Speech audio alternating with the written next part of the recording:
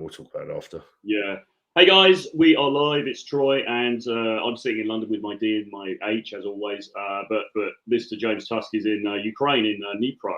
So we have just been catching up a little bit. But before we get into the conversation, the good news is that the Edge version 4 is being launched. Well, it's actually launched now. You can actually join the course now.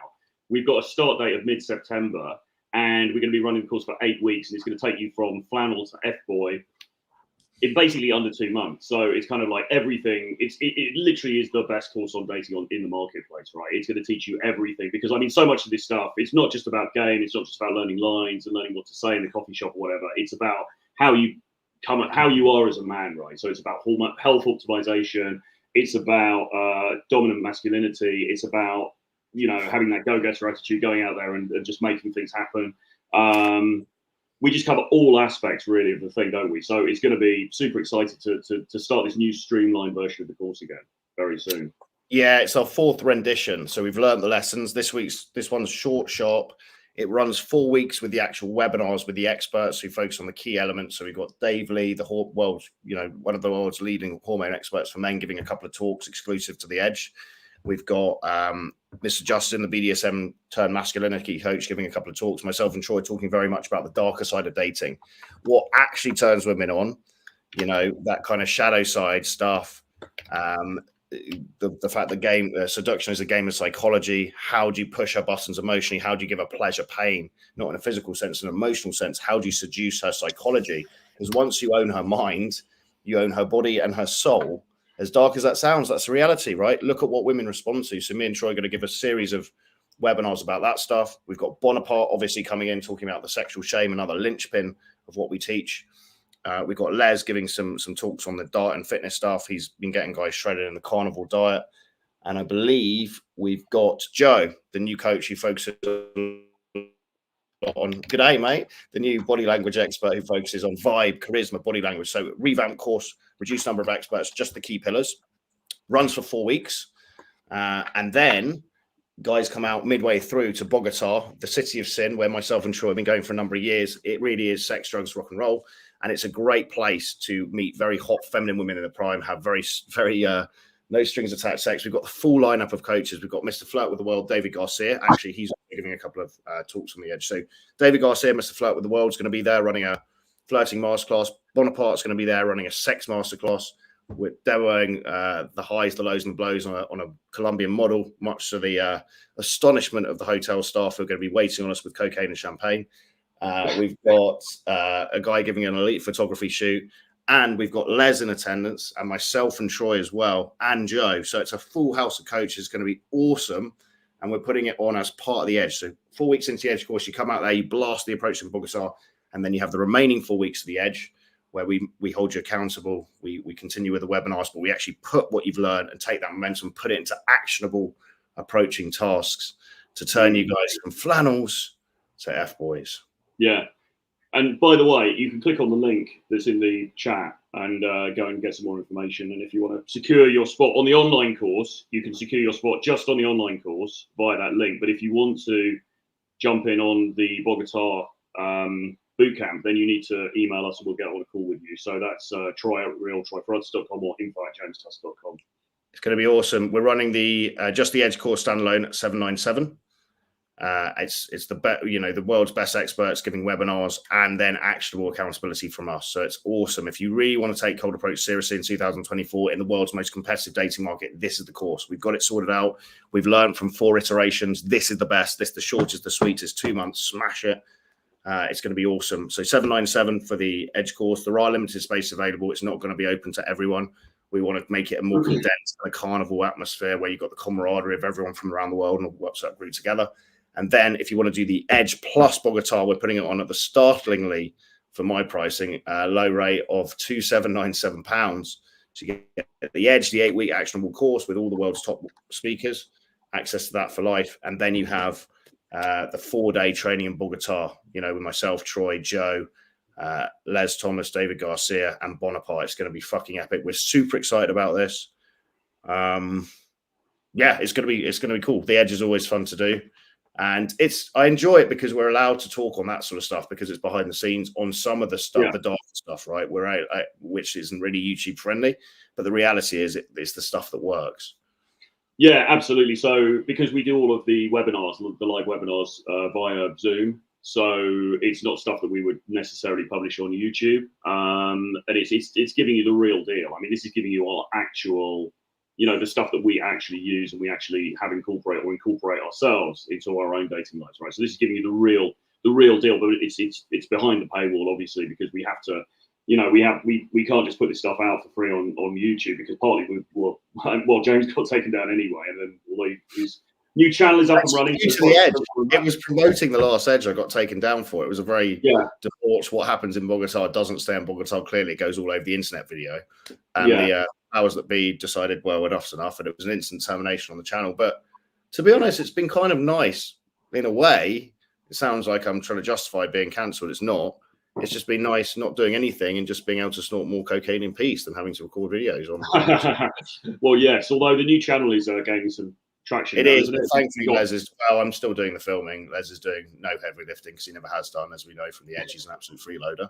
But he's along for the ride anday. The more the merrier, as they say. So there you go. Yeah, well, he's Well, I'm interested in this carnivore diet.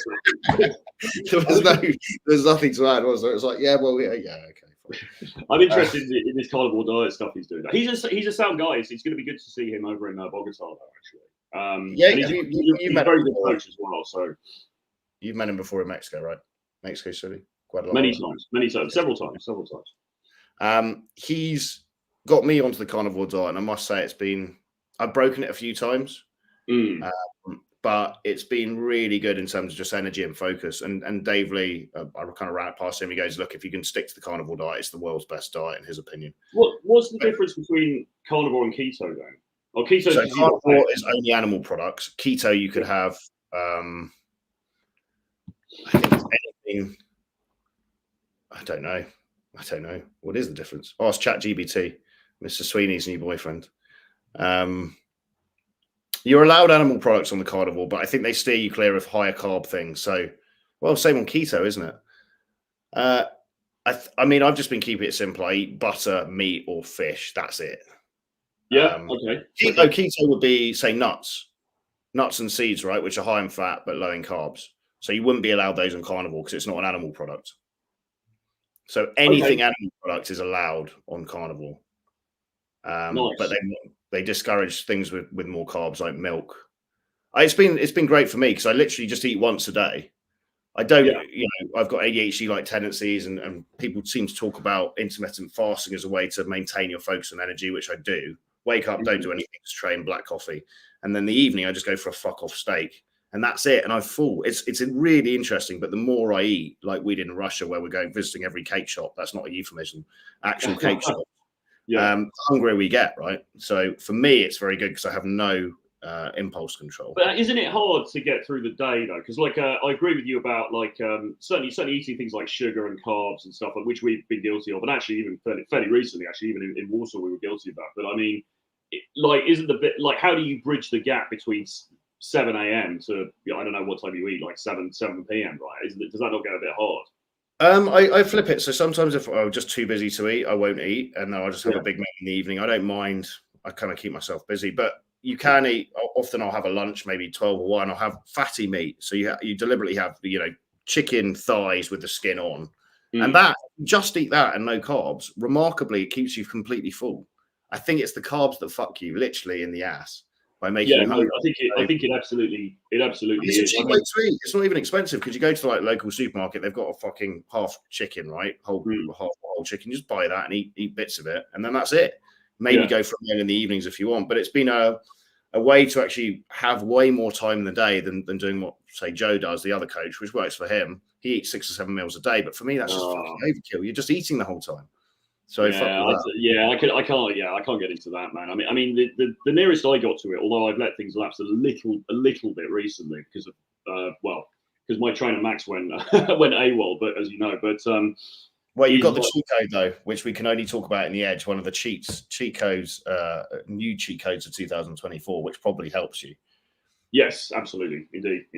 But yeah, so I certainly got down to sort of keto, or kind of dirty keto, you know, where you're eating some pretty shitty like supermarket meats and things like that, but you're sort of keeping it to that and trying to lay off the carbs as much as possible. But I do break it a little bit sometimes because we're all human. It'd be interesting to track it, because Les made a good point, which actually, because I'd never really paid attention to how I felt half an hour after food. But he's like, look, try the carnivore for 3 days, then eat something like normal, like a sandwich from Subway or something, and see how you feel. And it's really night and day difference. About half an hour after eating a high carb thing or anything with carbs, I feel like sleepy. I just want to go to sleep. So for me, I think it's case by case basis, but for me, I don't respond to carbs well. I never have done. I've always known that. But when you go carnivore for a bit and it's really your system's clean, and then you eat something carby, you feel just knackered. It's really interesting. So I just remembering that I'm going to feel better, and tying that to the simple fact is, Alan Carr did a good book about sugary foods, part of his series, and he basically brainwashed you, and just tells you what's actually up, which is they're just mimicking. Manufacturers mimic what you'd find in the wild, so it mimics the fruit sugar of fruit, but in a fucking cake, and it's fucking awful. It isn't food; it's just processed shit, right? So it does make sense you would feel shit, and it's just remembering in the moment. As much that cake is going to trigger your evolutionary signals to be like, oh, eat me. It's a bad decision, you know. So it's interesting, kind of reprogramming my relationship with food, but it's made life a lot easier, a lot cheaper, and I've got a lot more time and a lot more energy. Well, I listened to that book recently, actually, the audio book, because I've listened to a few of the Alan Carr things now on your advice, including the smoking one, which, by the way, I'm off all nicotine stuff now. Which is did you listen to the white coffee one as well? No. What's the white coffee one? Well, you know, Colombia coffee. Oh, sorry. I understood. Yeah. Yes, I did. Yes. Yeah. He has actually got one on caffeine as well, but I'm not. I've got to have one vice. Like, am I allowed coffee? Surely we can't go like literally turn into nuns. No, I did listen to the white coffee one. It's quite enjoyable actually, but I didn't really. I found that reasonably. I don't know how to say this really. I find that reasonably easy to sort of put down in a way. I don't know why. I think it's just because it's a big, you know, you do it and then you feel kind of fucked. And then I don't know really. I sort of managed to, and well, there's other practical reasons for that, which you know about as well over here, obviously cost and stuff. So I didn't find that huge problem to put down, but so some of the other stuff. I mean, he is very, very good. Like his method is really helpful. It cuts to the point, doesn't it? Which is this shit. It's just it doesn't make you feel as good as you think. Basically, you're using it for no reason. Yeah, and I think if you can get some stuff under control, then it allows you to maybe just push the line with other stuff, right? Because if you're completely sober apart from the odd trip to Colombia, and you're not eating diet-wise, you're on point as well. You know, the odd night out and the odd fun time in inverted commas, it's not going to pay. It's not going to have too many consequences. But if you're eating sugar, you're drinking booze, you're smoking cigarettes, and then you're indulging in Colombia's finest, that as a combination is awful, because it's multiple things. So you almost want to try and get rid of the less fun things. Like for me, I would take going to trips to Colombia and imparting any day over eating sugary cakes, right? If I stack up, what's the win? Or smoking cigarettes, which is obviously is one of the worst ones of all. Because it's completely fucking pointless. Yeah, and I mean, how's the old snuff habit going? Are you still? Well, I mean, I haven't used that for some time either, because I mean, Alan Carr, as you probably remember, I mean, he says basically just cut out all stuff. So I was just using that for a little while, and then I just kind of cut that as well. So I haven't. I mean, not to say that I won't indulge again at some point, but at the moment, no. Good for you. So clean for now for both of us. Absolutely. And what's all this got to do with helping guys improve their dating lives? I don't know really, but except I suppose. I mean, actually, guys need to do the opposite. I've always said most guys, they need to be a bit more devil may care, and most guys really they need to man up. They need to get a few fights, get punched in the face, do a few lines of cocaine, and bang some hookers. And so, actually, what we're staying away from, guys need to actually jump into. Yeah. I think the reason we're talking about this is because they're just too squeaky clean. They're too moving. Well, yeah, absolutely. Say again, sorry. No, I think the reason we're talking about this is, well, we're just having a free-flowing conversation anyway. But I mean, the reality is both of us, who've also obviously had some success in this arena and have, you know, learned enough about it to coach other people and stuff. I mean, we both got this kind of weird love-hate relationship with, you know, more love than hate probably, with addictive sort of tendencies and practices. And you can't recommend that as a life plan to somebody because it's terrible. It's a terrible advice. But at the same time, a lot of the guys that come to us super analytical, super squeaky clean, super sort of like, oh, I've got to follow all the rules and just do everything right, you know, in the way that the society says. And guess what? They're not getting any traction with women. Well, are those two things correlated? I think they are, because if you're a bit of a boring fucker, basically, you're not really setting the world on fire, are you? As far as animal attraction from women is concerned. Women, Robert Glover made the good point, which is women are more attracted to the killer inside you than the nice guy, right? Because it's evolution. Who were the killers? Who were the ruffians? They were the ones that reproduced, right? So women don't want squeaky clean, naive fucking idiots like most men are in the Anglosphere in 2024.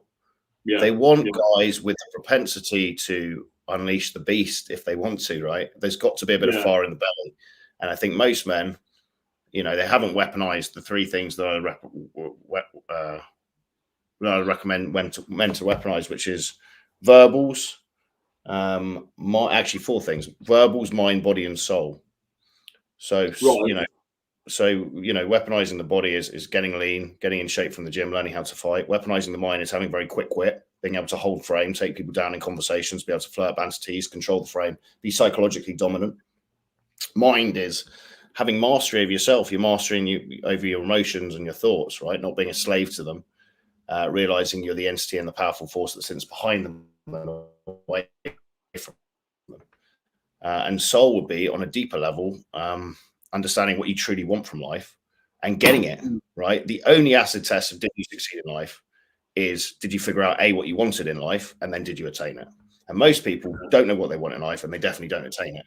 So it could be, I'm thinking about doing some debauched documentary with a handheld camera, the path to 100 threesomes, right? Just be funny, right? Just go around the world going, I'm just a side project for making a documentary and try and see just the getting 100 threesomes on camera before and after interviews, and just it will become a thing where if I get 20 on camera, I can start showing that to birds and bars, and then suddenly they'll come in. So it'd be a fun side project. But Mark Manson made a great video recently about life being a quest. So you have to map out what your quest is. Don't get sucked into other people's quests.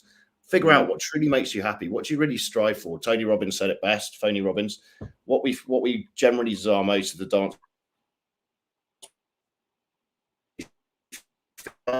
What we fear most, what we desire most, is usually where fulfillment and that thing lies, whatever that may be for the individual. Forget societal goals, forget societal missions. They're absolutely not what you want on a personal level. They're preordained missions that you'll get sucked into if you don't have the conscious awareness to create your own quest or mission and find out what you truly want in life. And that's a hard process. It's taken me 7 years to not find that out, but I'm searching and I'm moving in the right direction. And most guys, they haven't even started that journey. So start figuring out what you truly want from life, not what's been prescribed to you by your parents or school or education or society. Do some thinking on your own. Absolutely. And all of with us and figure it out. Yeah, absolutely. And all of this stuff, it relates directly back to the dating, doesn't it? Because guys tuning in now might be thinking, well, I just want to, pick up, I just want a girlfriend. What's this got to do with it? But the reality is, your whole paradigm, the way that you operate in the world, shapes the way that women see you and respond to you, right? So, and the reality is, most guys out there in 2024 are kind of flannelly, in the West at least. So when we say flannel, people don't understand what we mean by it. We mean a kind of a wet blanket, basically. It's an English term, isn't it, for a wet bit of cloth that you kind of just dangle and just They can't defend themselves in an argument. They can't pick up. They don't even have a balls to approach a woman sober. And your sole job on an evolutionary level is you're born and you're meant to reproduce. They can't speak to any woman without booze, and even with booze, they can't approach. That's pathetic. They can't defend themselves in an argument or physically. So why the fuck would women who are evolutionary purists want to mate with most men? That's why the top 1% of men are getting laid more than ever before, and the bottom percentage is not. Yeah, absolutely. Most dudes on the last edge course, bless them, nice guys. That's the problem. Yeah. That's exactly the fucking problem. So this course is designed to not give you the mainstream nice dating advice. That's in there, getting you to do the reps, right? Building up gamified approach tasks over 8 weeks, which will actually get you being a social animal, social freedom plus social intent. But then we're putting in, like, how do you weaponize your mind, your body, your soul, your wit, right? How do you become a force to be reckoned with that actually draws women into your reality? How do you turn into the anti-hero version of yourself? It really is a transformation process. And most dating advice doesn't talk about that. It just says, oh, be nice and say hello to her and approach her and be flirty and fun. Yeah, that's fine if you've got edge. That's not fine if you're a fucking low-T flannel that can't defend themselves in an argument or physically in combat. It's that simple. So you need to do all this shit that we do. Yeah. Which is the case for most of the guys that come to us, and I think probably a large proportion of the guys who are just out there generally, because that's just the way that we are wired as a society now, isn't it? So Jay asks, how does Colombia's finest compare to Clapham's finest? I think it's a pretty clear winner there, isn't it? Isn't there? Yes, the clear winner. Come and experiment with us. Viking Paradigm is a real life Viking. I can confirm. How did you guys do in high school? Well, I didn't do very well. Mr. Jenkins had his hands around me in various places and had me on the floor in the bike shed a lot. So not great. Well, Mr. Jenkins did all right. I'm not bad. I didn't do too well. Yeah, I did all right. I mean, if you're talking about Daisy, he's talking about Daisy, isn't he? I guess. So I think most of the guys that actually understand this stuff to a high degree, like myself and Troy and the guys we work with, we weren't naturals, right? We had our own issues, anxiety, hang-ups, or issues. Good-looking guys with no self-esteem, whatever it may be, some trauma. We've had to learn how to teach that. We've had to learn how to do it ourselves and then teach it, which I would argue makes you a better teacher than just a natural dude who swans in. He's always been getting laid because he doesn't really understand the mechanics of what's going on. Yeah, you've got to be able to. It helps immensely if you've had to learn the process because you've seen the engine from the inside, right? And I'm sure there are some naturals who are also very good at articulating and teaching it, but I think they're few and far between. I think most guys who are just natural, for a start, they're not going to waste their time doing this stuff anyway because they're not. It's just come to them naturally, so they don't have the interest that we have in the process. And secondly, they haven't seen how the motor was put together. So. 100%. I mean, I was high school. I did pretty badly, and I think I self-sabotaged because I had girls who were interested in me at high school, and I blew them all off because I would get one-itis for a particular girl in the class, and so actually my dating life at that stage could have been a lot more prolific than it was, just because I shot myself in the foot. I just didn't understand the dynamics, right? So 100%. A lot of us have to be taught this stuff. We don't just know it naturally. Yeah, and just to recap, so the Edge will start. When's the exact start date? Edge 4? Well, at the moment, it's scheduled for the 17th of September.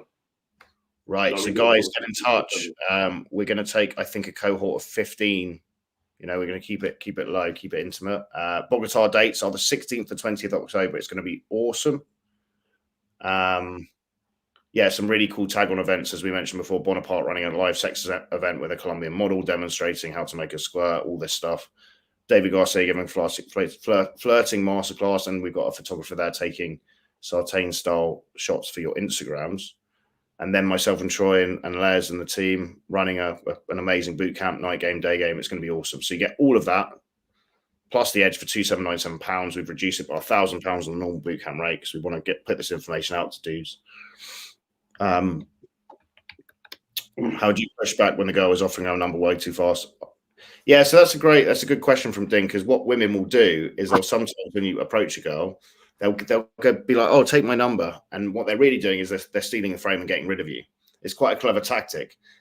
You could flip it on her. The best flirting frame, I believe, is where you're basically putting the frame on the girl that she's a horny nympho and she wants you, right? In a playful way. So no, I'm not that kind of guy. Oh, you're moving too fast. Something like that would be very good, where you're kind of accusing her of moving too fast. Anyway, so tell me about this, and then you get the frame back and flip it onto her, right? But yeah, beware of that. Guys always like they come, but again, guys with us, we send them in, they get given a number after 30 seconds. They're like, oh, the golden chalice, and we're like, it's a fake number. The girl's just trying to get rid of the guy. So yeah. Sometimes girls can be overly polite and nice and bubbly when you approach, and it's a false positive. You think, oh, I'm doing really well here. This is amazing, but she's actually just, because she's like, oh, I've been down this alley before. I'll just humor this dude and get rid of him. Latu Thinking says, you guys take tea. Yes, we're both hormone optimized via Dave Lee. So if you want to know more about that, it's a big part of the Edge course. Get in touch, sign up. That's it. We've run out of time for today, gents. We've both got other things to do, but we will be back in a couple of days with more. Might do one tomorrow, actually, if you're around. We'll discuss and we'll advertise it. So check your socials, guys. But we may be back tomorrow. Yes, we shall. Indeed. Bye-bye.